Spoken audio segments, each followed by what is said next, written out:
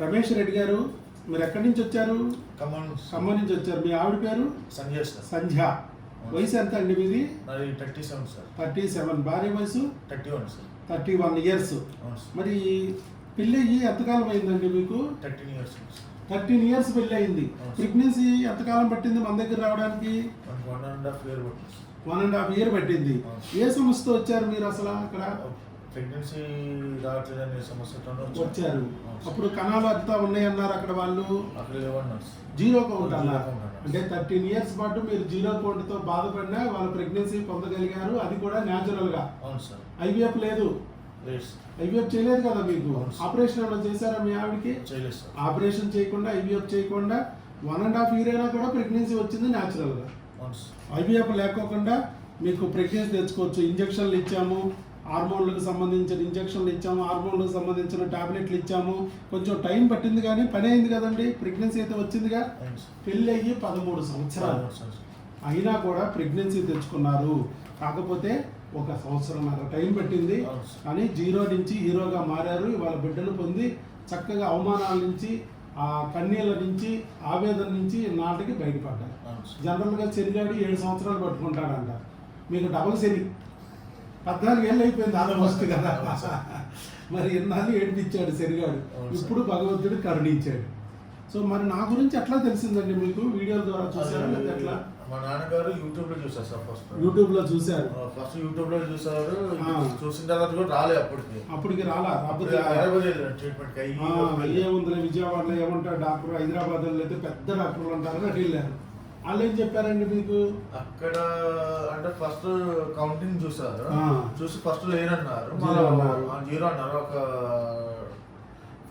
5 minutes 10 minutes తర్వాత వచ్చేసి ఒక 2-3 కనబడుతున్నాయి. ఐవీఎఫ్ ద్వారా టెస్టా చేసుకుని ఐవీఎఫ్ వెళ్ళిపోండి అన్నారు. టెస్ట్ కూడా చెప్పలేదు సార్. అది కూడా లేదు. ఐవీఎఫ్ వెళ్ళిపోండి. కణాలని స్టోర్ చేసేసి మేము ఎక్కిస్తాము. వచ్చిన అన్నం రిలీజ్ అయిన తర్వాత చెప్పారు. గ్యారంటీ ఏమైనా ఉందన్నారా? గ్యారంటీ ఏం చెప్పలేదు సార్. గ్యారంటీ లేదు. డబ్బులు గ్యారంటీగా వాళ్ళకి వెళ్తాయి కదా. రూపాయి గారు వెనక రాదు కదా.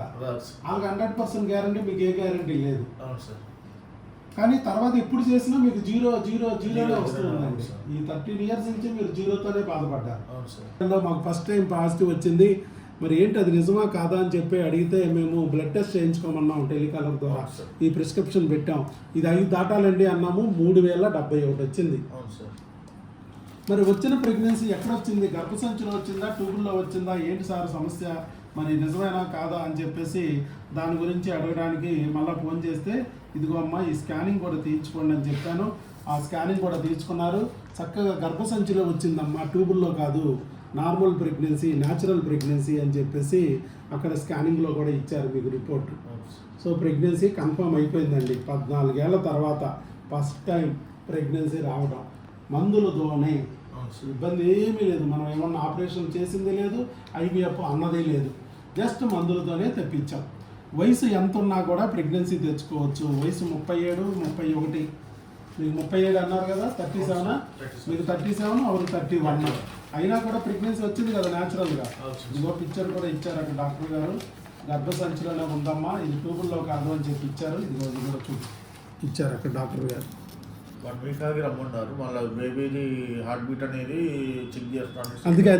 అందుకే వాటికి హార్ట్ బీట్, పేటల్ పార్ట్ ఇవన్నీ రావడానికి కూడా మందులు ఇస్తాను. ప్రెగ్నెన్సీ రావడం ఎలాగో ఫస్ట్ స్టెప్ అది శాక్ వస్తుంది. తర్వాత పేటల్ పార్ట్, హార్ట్ బీట్ వస్తాయి. ఆ తర్వాత అవకరాలు రాకుండా ఆపాలి. ఇవన్నీ 5 నెలలు నేను మందులు ఇస్తానండి. మళ్ళీ ఇవాళ మీ వీడియో ద్వారా ఎంతోమంది ఇంకా జీరో కౌంట్తో కానీ, అండాల సమస్యలతో కానీ, అండాల క్వాలిటీతో కానీ ఇబ్బంది పడే వాళ్ళందరికీ మీరు దారి చూపించినట్టు అయ్యింది. ఆల్ ది బెస్ట్ అండి. God bless you. శీఘ్రమేవ సుపుత్ర సుపుత్రిక ప్రాప్తిరస్తు.